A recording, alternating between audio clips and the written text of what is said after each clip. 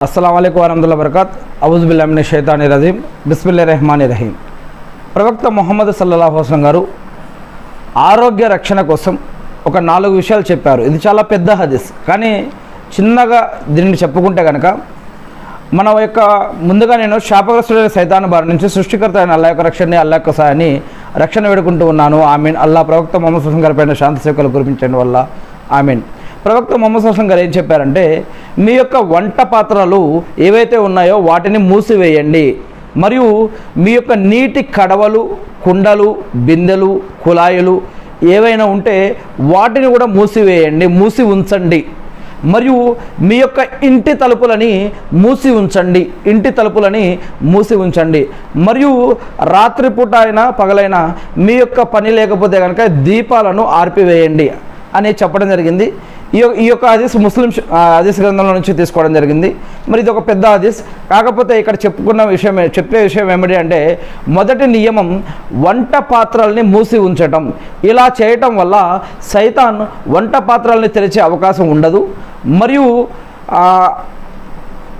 అలా మూయటం వల్ల వాటిల్లో ఎటువంటి ఏదైనా పడకుండా అయినా దాన్ని రక్షించుకోవచ్చు. దుమ్ము, ధూళి, క్రిమికీటకాలు, ఇంకేదైనా పురుగులు, ఇంకేదైనా సరే కనీసం మనం ముయ్యడానికి ఏది దొరకకపోతే కనీసం ఒక కర్ర కానీ ఒక చెక్క అయినా సరే పెట్టమని చెప్పడం జరుగుతుంది ఈ యొక్క హదీస్లో. తెరిచి ఉంచిన పాత్రలో మరి ఏమైనా పడే అవకాశం ఉంటుంది. ఇక రెండవది, నీటి కడవలు, కుండలు, బిందెలు, ఇంకా ఏవైనా పాత్రలు ఏవైనా ఉంటే వాటిని కూడా మూసి ఉంచాలి అని ప్రవక్త ముహమ్మద్ సల్లల్లాహు అలైహి వసల్లం గారు చెప్పడం జరిగింది. లేకపోతే కనుక సైతాను మన యొక్క నీటిలో వాటిని వృధా చేసే అవకాశం, ప్రమాదం ఉంటుందని చెప్పడం జరిగింది. మరి ఖురాన్లో 2వ సూరా అల్ బకరాలో మొదటి 5 వాక్యాలు కనుక మీరు చదివినట్లయితే దాంట్లో ఒక విషయం ఉంటుంది, గైబుక ఇల్ము. మనం చూడలేనిది, మనం ఊహించలేనిది, మనం గ్రహించలేనిది ఏదైనా విషయం దేవుడు చెప్పాడు అంటే, అది ప్రవక్త ద్వారా కానీ గ్రంథం ద్వారా కానీ ఏదైనా ఒక విషయం చెప్పాడు అంటే దాంట్లో అనేక రకాల విషయాలు దాగి ఉన్నాయి. అది మన కంటికి కనిపించినా, మనకు అర్థమైనా అర్థం అవ్వకపోయినా సరే దాంట్లో మనకి ఎన్నో లాభాలు ఉంటాయి. మరి ఎవరైతే నమ్మారో వారు ఆచరించవచ్చు, ఎవరైతే నమ్మలేదో వారి ఇష్టం వారిపైన వదిలేయటం జరుగుతుంది. ఏది ఏమైతేనేమి నిజమైన విశ్వాసులు దేవుడు చెప్పిన పద్ధతుల్ని ఆచరించడం కోసం ఇష్టపడతారని చెప్పడం జరిగింది, మరియు వాటిని నమ్ముతారని కూడా చెప్పడం జరిగింది. ఇక తలుపుల్ని మూసివేయటం, ఇలా చేయటం వల్ల సైతాను మన ఇంట్లలోకి రాలేడు అని. అందుకే ఏదైనా మూత వేసేటప్పుడు కానీ, తలుపు వేసేటప్పుడు కానీ, మరి బాత్రూంలోకి వెళ్ళేటప్పుడు కానీ, మరి ఇంట్లోకి వచ్చేటప్పుడు కానీ, ఇంటి నుంచి బయటకు వెళ్ళేటప్పుడు కానీ, కొత్త బట్టలు వేసుకునేటప్పుడు కానీ, విప్పేటప్పుడు కానీ ప్రతి దానికి కూడా దువా మరియు ప్రార్థన చెప్పబడింది. మరియు అల్లాహ్కి దానికోసం కృతజ్ఞతలు చెప్పడం, మరియు చెడు నుంచి రక్షించమని అడగడం, మరియు దీంట్లో మనకి శుభాలను ప్రసాదించమని అడగడం, ఇలాంటి అనేక విషయాలు ఉన్నాయి. ఒకటి, మనం పద్ధతుల్ని పాటిస్తూ దేవుణ్ణి కూడా ప్రార్థన అడుగుతూ ఉండాలని చెప్పడం జరిగింది. దువా అంటే మనం మందు కూడా తీసుకోవాలి, అదేవిధంగా దేవుణ్ణి కూడా అర్థించాలి.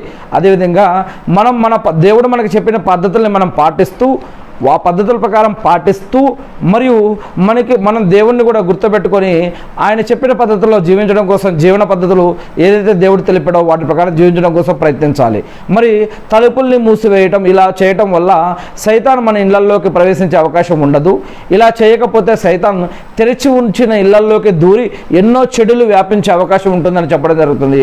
మరి అది నగ్నత్వం ద్వారా కానీ, మ్యూజిక్ ద్వారా కానీ, అనేక రకాల చెడు కార్యక్రమాల ద్వారా కానీ, మన చూపు ద్వారా కానీ, వాయిస్ ద్వారా కానీ, లేకపోతే ఆలోచనల ద్వారా కానీ, లేదా ఇంకా ఏదైనా రూపంలో కానీ సైతాను అనేక రూపాలలో ఇళ్లలోకి వచ్చే అవకాశాలు కూడా ఉంటుంది అని, ఇలాంటి ఇంకా అనేక విషయాలు ఖురాన్ మరియు హదీస్ల ఆధారంగా ఇంతకుముందే మనం తెలుగు బుఖారీలో చెప్పుకోవడం జరిగింది. అందుకే మన ఇంట్లోకి వచ్చే ముందు అస్సలాము అలైకుం వరహమతుల్లాహి వబరకాత్ అని ఇంట్లోకి చెప్పి అడుగు పెట్టాలి, కుడికాలతో అడుగు పెట్టాలి. బయటికి వెళ్ళేటప్పుడు ఎడమకాలతో బయట పెట్టాలి. దానికోసం ఒక దువా ఉంది. బాత్రూంలోకి వెళ్ళే ముందు ఒక దువా, బయటకు వచ్చే ముందు ఒక దువా. ఎందుకంటే బాత్రూంలో ఉన్న సైతానుల నుంచి రక్షింపబడని దేవుణ్ణి అడగాలి. అదేవిధంగా ఇలా ప్రతి దానికి కూడా కొన్ని విషయాలు చెప్పబడ్డాయి, మరియు కొన్ని పద్ధతులు కూడా నేర్పాయి. అంతేకాకుండా దీపాలని ఆర్పివేయండి అని చెప్పడం జరిగింది. మరి ఆ దీపాలను ఎలా ఆర్పాలి, ఏంటి, దానికి సంబంధించిన విషయాలు కూడా అనేక విషయాలు చెప్పబడ్డాయి. ఏది ఏమైతేనేవి ఆరోగ్య రక్షణకి ఈ యొక్క విషయాలు ఏవైతే ఇప్పుడు చెప్పబడ్డాయో ఇవి ఎంతగానో ఉపయోగపడతాయని చెప్పడం జరిగింది. మరియు సైతాన్లు ఇళ్లలోకి రావటం ఏంటి, ఇళ్లలోకి రాకుండా ఉండాలంటే ఏం చేయాలి, వస్తే ఏం చేయాలి, ఇలాంటి అనేక విషయాలకి ఖురాన్లో అనేక విషయాలు చెప్పబడ్డాయి. సూర్య బకరా ఎవరింట్లో అయినా చదివితే ఆ ఇంటి నుండి సైతాన్లు పారిపోతాయి, లేదా ఆ ఇంట్లోకి సైతాన్లు రాలేవు. ఆయతల్ కుర్సీ, సూర్య ఫాతిహా, ఖురాన్లో 2వ సూరాలోని చివరి 2 వాక్యాలు, మరియు సూర్య యాసిన్ లేకపోతే ఖురాన్లో చివరి 3 సూరాలు, ఇంకా మరియు ప్రవక్త ముహమ్మద్ సల్లల్లాహు అలైహి వసల్లం గారు చూపించినటువంటి కొన్ని దువాలు మరియు ఇంకా కొన్ని పద్ధతుల ద్వారా ఇలా సైతాన్ నుంచి మనం రక్షణ పొందే భాగ్యాలని మరి దేవుడు మనకు నేర్పి ఉన్నాడు. ముఖ్యంగా మనం నమాజ్ చేయడం వల్ల, ఉపవాసం ఉండడం వల్ల, ఖురాన్ చదవడం వల్ల మరియు అనేక రకాల పద్ధతులు ఇస్లాంలో చెప్పబడిన దానివల్ల కూడా సైతానుల నుంచి, జిన్నాతుల నుంచి, మనుషులు చేసే ఆగడాల నుంచి, కుట్రకుతంత్రాల నుంచి, ఇలాంటి ఇంకా అనేక విషయాల నుంచి కూడా రక్షణ పొందే మార్గాలనే దేవుడు నేర్పి ఉన్నాడు.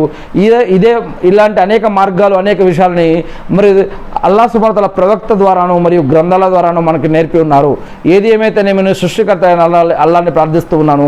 అల్లాహ్ మా అందరి యొక్క పాపాలను క్షమించండి వల్ల, అల్లాహ్ మీరు ప్రవక్త ముహమ్మద్ సల్లల్లాహు అలైహి వసల్లం గారి పైన శాంతి సేవకాలు కురిపించండి వల్ల, అల్లాహ్ మీరు ప్రవక్త ద్వారా మాకు ఏదైతే జీవన మరియు ఆరాధన పద్ధతులు ఇచ్చారో వాటిని మేము తెలుసుకుని, నేర్చుకుని, అర్థం చేసుకుని, గుర్తుపెట్టుకుని వాటి ప్రకారం మేము జీవిస్తూ మిమ్మల్ని ఆరాధిస్తూ తెలియని ఇతర మా సోదరి సోదరులకు తెలిపే భాగ్యాన్ని మాకు ప్రసాదించండి వల్ల. ఆమీన్.